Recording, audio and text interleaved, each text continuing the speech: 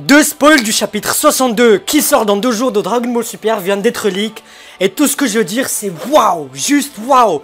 Ça fait vraiment très longtemps que je n'ai pas été choqué par un chapitre de Dragon Ball Super. Mais là c'est vraiment juste waouh, c'est juste insane. On a vraiment un énorme changement de situation. Déjà dans la première page là qui nous a été leak, quelque chose qu'on peut remarquer, c'est que il y a seulement 3 cases. Donc on peut remarquer que Toyotaro, niveau case, il s'est beaucoup amélioré. Maintenant, il fait des pages beaucoup plus compactées. Parce qu'avant, cette page-là, peut-être elle pouvait avoir 5 ou 6 cases au lieu de 3. Et je trouve que c'est très bien fait. Totaro, il s'améliore. Mais bref, à part ça, on voit Moro qui a décidément, à ce que je vois, son bras gauche qui a été peut-être coupé. Je ne sais pas comment parce que la forme de son bras, elle est quand même très bizarre. Peut-être parce que c'est en train de bouger, je sais pas. Et puis, t'as boum, il transperce Goku comme ça. C'est très violent, c'est vraiment giga violent. Et tout ce qu'on peut dire, c'est peut-être c'est la fin de Goku dans le manga.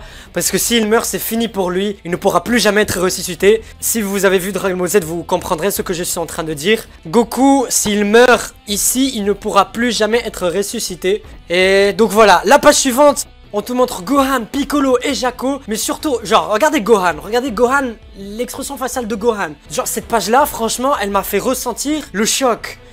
Ça fait longtemps que j'ai pas ressenti ça, mais cette page-là, elle m'a fait vraiment ressentir le choc. Juste ses yeux, les yeux de Gohan, genre son expression faciale, elle dit tout. Elle voit son père de mourir devant lui. Tu ressens le choc, c'est très bien fait, c'est très bien dessiné. Et il a fait un très bon taf là-dessus, Totaro. J'espère que le reste du chapitre, il va être lourd. Je dis que c'est du high level, c'est du Dragon Ball Z level. Et t'as le plan de Goku qui a les pupilles qui blanchissent. Et dans Dragon Ball, les pupilles qui blanchissent, ça signifie la mort. Du coup, je ne crois pas qu'il y a une autre explication à ça. Goku, il s'est fait transpercer très violemment et très salement de cette manière-là. Même si ce n'est pas du côté du cœur, c'est ses poumons qui vont être écrasés comme ça. Voilà quoi, vous avez compris. Je trouve même plus les mots. Mais il est obligé de mourir là, il est obligé de mourir. Déjà, rappelez-vous, dans l'arc Saiyan contre Raditz, je crois, si mes souvenirs ne me trahissent pas, je crois que c'est la même zone. C'est la même zone où il s'était fait transpercer par le Makanko Sappo de Piccolo. Et il était mort par ça.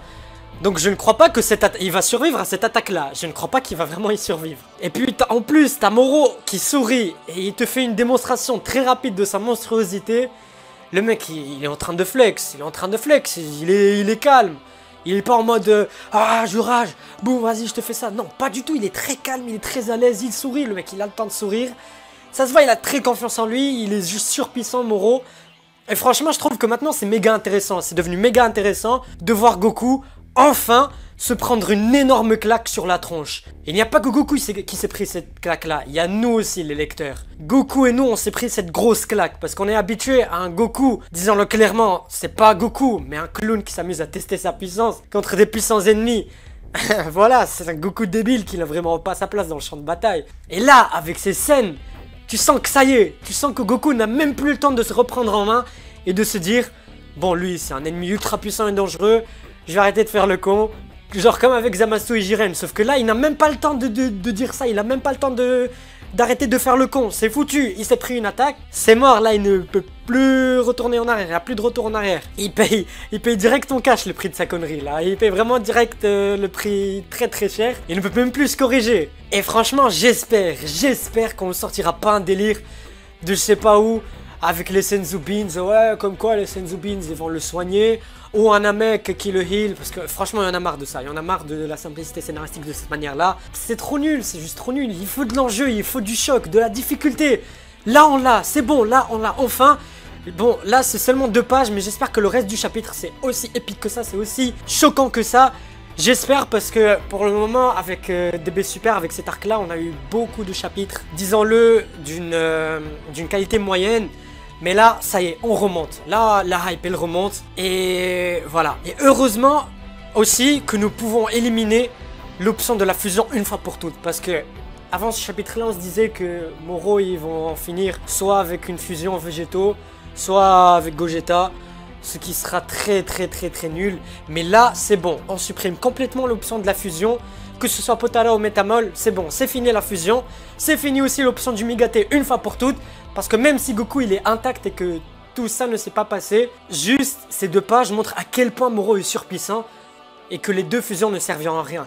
Il te l'a même montré que le Migaté non maîtrisé, bien sûr, ça ne fait pas le poids contre Moro, ça fait pas du tout le poids. Du coup voilà, donc on peut éliminer ces options. Par contre, il reste une option que je crains encore, c'est l'option de Merus. Genre c'est Merus qui s'occupe du combat, c'est Merus qui fait tout le travail. C'est comme avec Zeno, genre dans l'arc Zamasu et Black. J'espère que ça sera pas lui qui va régler tout ça, j'espère. Parce que, soyons clairs, Merus, nous avons beaucoup d'idées sur lui. Ça reste des théories, mais il y a moyen pour que Vegeta puisse enfin être le MVP. Genre, pour une fois, on va avoir un Vegeta qui va tuer le boss final. Et bon, je sais pas comment il va faire. Parce que là, vu que Goku il s'est fait éclater, et vu que Vegeta il s'est fait éclater aussi, parce qu'il y a eu quand même des spoils, il y a eu d'autres spoils, mais dessinés, genre c'est une sorte de croquis. On nous montre que Moro, il a volé, il a en quelque sorte enlevé la nouvelle technique de Vegeta, c'est le truc de la fission, je pense, ou un truc comme ça. Donc là, il y a plus moyen, et c'est pour ça que je dis que je crains l'option Merus. J'espère que c'est pas Merus qui va en finir comme il s'est passé avec Zeno, genre la simplicité scénaristique de cette manière-là. Mais bon, le chapitre il sort demain ou après-demain. Donc on va voir tout ça en détail avec 44 pages. Et voilà, bon c'est déjà la fin de cette vidéo, j'espère qu'elle vous aura plu. Moi en tout cas ça me fait méga plaisir de enfin parler de Dragon Ball sur la chaîne, j'attendais ce moment depuis très longtemps. Et heureusement que ce chapitre là, il nous a sorti 2 spoils de fou malade. Parce que je m'attendais vraiment à faire une review en mode ouais c'est trop nul et tout. Mais là non, pas du tout, là bref, moi je vous dis... Merci à vous tous d'avoir regardé cette vidéo, n'hésitez pas à vous abonner tout en activant la cloche afin de ne rien rater sur la chaîne, à lâcher un pouce bleu en bas de la vidéo, et moi je vous dis bye tout le monde, ciao mina, peace.